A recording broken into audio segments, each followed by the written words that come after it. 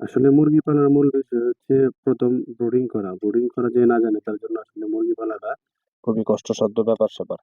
আসলে সঠিক ব্রুডিং হলে বাচ্চা সুন্দর হবে। আবার বাচ্চা সুন্দর হলে আপনার মুরগি সুন্দর হবে। মুরগি সুন্দর হলে অবশ্যই আপনার লাভ হবে খামার থেকে।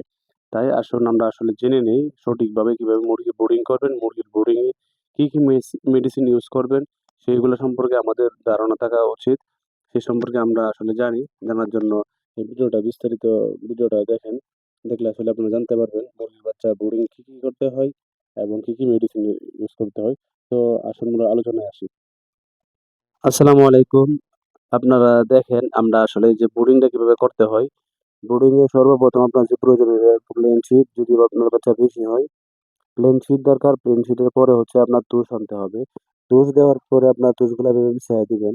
তুষগুলা এভাবে বিছাইয়া দেওয়ার পরে হচ্ছে আপনারা সুন্দর করে সমানভাবে ভিতরে লাগাইয়া দিবেন। এরপরে হচ্ছে আপনার উপরে হিট দেওয়ার জন্য একটা হুবার লাগবে।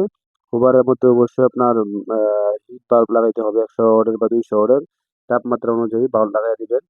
এবং হচ্ছে আপনার এই বুডারের মধ্যে তুষগুলা সুন্দরভাবে সমানভাবে চারিদিকে বিছাইয়া খেয়াল রাখবেন যেন বুডারের যে জায়গাটা মুরগি রাখার বাচ্চার জন্য, সেই জায়গাটা যেন গোল হয়, বৃত্তাকার হয়। গোল হওয়ার কারণ হলো বাচ্চা যেন একটার সাথে আরেকটা লেগে না থাকে। তারপরে দেখেন হচ্ছে আ পেপার গুলা বিছাইয়া দিবেন এভাবে। পেপার বিছাইয়া দিয়া লাইট জ্বালায় রাখবেন। বাচ্চা আসার ২-৩ ঘন্টা আগে লাইট জ্বালায় রাখবেন যাতে পেপার গুলা হিট হয়ে থাকে। আ আর তুষের মধ্যে আপনারা আমি ওই ভিডিওটা আসলে আপনাকে দেখাইতে পারি নাই। তুষের মধ্যে অবশ্যই জীবাণুনাশক স্প্রে করে দিবেন বা চুন এগুলা লাগায় দিবেন যাতে তুষের মধ্যে জীবাণু থাকলে ওইগুলা কেটে যায়। তারপর ওই যে বাচ্চা যখন আসবে তার আগে আপনারা লাইট জ্বালিয়ে রাখবেন। আ হুবারে পেপার বিছিয়ে রাখার পরে তারপরে আপনার বাচ্চা যখন আসবে অবশ্যই বাচ্চাগুলা গুনে সুন্দর করে চারদিকে চতুর্পাশে ঘুরে বাচ্চাগুলা ছেড়ে দিবেন বোর্ডিং এর মধ্যে। বাচ্চাগুলা বোর্ডিং এ যখন ছাড়বেন তখন বাচ্চাগুলো যদি আপনার সুস্থ সবল এবং অ্যাগ্রেটেড হয় সেক্ষেত্রে অবশ্যই দেখেন এইভাবে দৌড়াদৌড়ি করা শুরু করবে। আর বাচ্চা যদি দুর্বল হয় সেক্ষেত্রে ছাড়ার সাথে বাচ্চা বসে যাবে বা লড়াছড়া একটু কম থাকবে। সেগুলা আপনারা অবশ্যই খেয়াল রাখবেন। আর বোর্ডারের মধ্যে হোভারটা অবশ্যই মাঝখান বরাবর রাখবেন, একটু উপরে ১ থেকে ১.৫ ফিট উপরে রাখবেন বাচ্চা থেকে যেন সবগুলা বাচ্চা হিট পায়।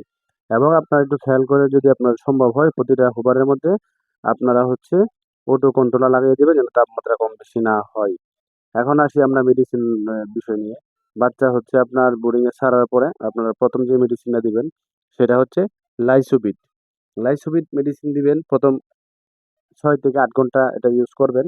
লাইসোভিট মেডিসিনের কাজ হচ্ছে আপনার বাচ্চা যদি ক্লান্তি থাকে, দুর্বল অবস্থায় থাকে, রোগ প্রতিরোধ ক্ষমতা বাড়াবে এবং বাচ্চার মর্টালিটি কমাবে এবং হচ্ছে বাচ্চা সুস্থ সবল রাখার জন্য লাইসোভিট অবশ্যই দিবেন। তারপর হচ্ছে বাচ্চার নাভি শুকানোর জন্য যে মেডিসিন গুলো আমরা ইউজ করি পরীক্ষামূলকভাবে, সেগুলো আমরা ইউজ করে সফল হয়েছি। সেগুলো আপনারা যদি সম্ভব ইউজ করতে পারেন। তার পাশাপাশি আরো অনেক মেডিসিন আছে। সেগুলো নিয়ে পরবর্তী ভিডিওতে আমরা আলোচনা করব।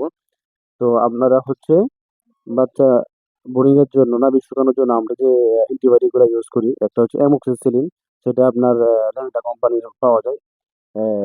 রেনামক্স 13% পাওয়া যায়। এটা হচ্ছে অ্যামোক্সিসিলিন। তার সাথে আপনারা অবশ্যই এন্ডোসিন বা এন্ডোফ্লক্সাসিন গ্রুপের যেকোনো একটা ওষুধ দিতে পারেন। সেক্ষেত্রে নাভিটা শুকিয়ে যাবে এবং বাচ্চার ঠান্ডা নিউমোনিয়া থাকলে কেটে যাবে।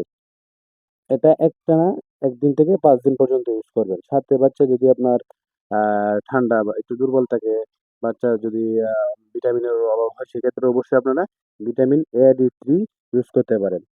ভিটামিন A-D3 টা একবেলা সাথে ইউজ করতে পারেন।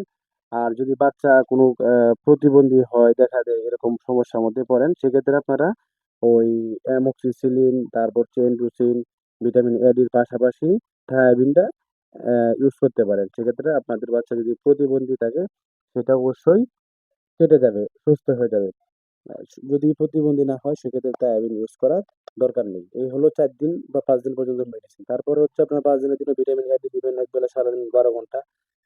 ১২ ঘন্টা এটি দেওয়ার পরে সন্ধ্যাকালে আবার আ ভ্যাকসিন করে নিবেন। সেটা হচ্ছে আইডি প্লাস এনডি রানীক্ষেত বিসিআরডি ভ্যাকসিনও বলা যায়। এই ভ্যাকসিনটা আপনারা করে নিবেন। এটা হচ্ছে সন্ধ্যার সময় করবেন। তারপরে আবার হচ্ছে ভিটামিন A-D3 টা দিবেন মুরগির বাচ্চাকে। ভ্যাকসিনটা অবশ্যই ১ম ভ্যাকসিনটা চোখে দেওয়ার চেষ্টা করবেন। যেন চোখের মধ্যে ২ ফোঁটা করে বা যদি মুখে খাওয়ায় দিতে পারেন সেটাও ভালো। আ আম এই ভ্যাকসিনগুলো আপনারা ৫ দিনের জন্য করে নেবেন। এটা মাংসের মুরগির জন্য অবশ্যই। আপনারা করে নেবেন। তো ভ্যাকসিন করার ক্ষেত্রে অবশ্যই খেয়াল রাখবেন যেন ভ্যাকসিনটা ঠান্ডা হাতে ধরা হয়। ভ্যাকসিন অবশ্যই গরম হাতে ধরবেন না। এই হচ্ছে ১ম ৫ দিনের বোর্ডিং এর মোটামুটি একটা আলোচনা আপনাদেরকে দিলাম। তো পরবর্তী ভিডিওতে আমরা ৫ দিন থেকে ১৫ দিন পর্যন্ত আলোচনা করব।